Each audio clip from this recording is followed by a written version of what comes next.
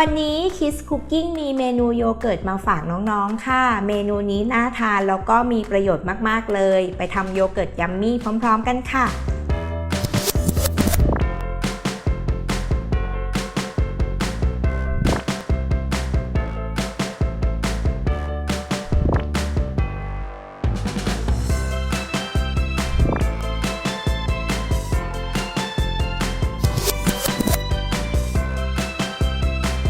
เราจะเริ่มจากตักโยเกิร์ตใส่ถ้วยก่อนนะคะ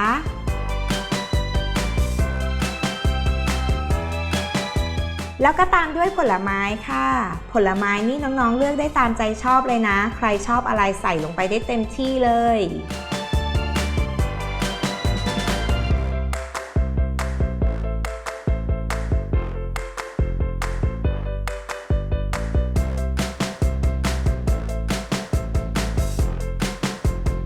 คนให้เข้ากันนิดนึงค่ะ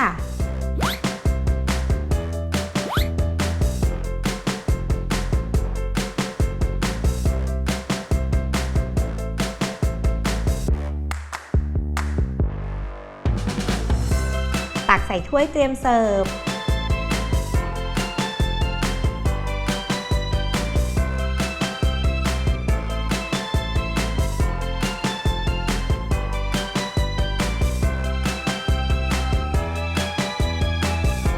ก่อนจะรับประทานนะคะเติมท็อปปิ้งอย่างคอนเฟลกแล้วก็ลูกเกดไปด้วยค่ะรับรองว่าอร่อยแน่นอน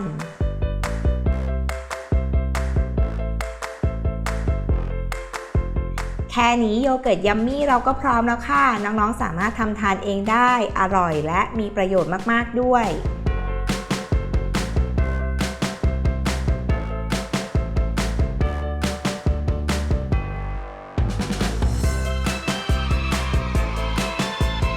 คลิปหน้า Kids Cooking จะมีเมนูไหนมาฝากกันอีกนะคะกด Subscribe Kids Kitchen เอาไว้แล้วก็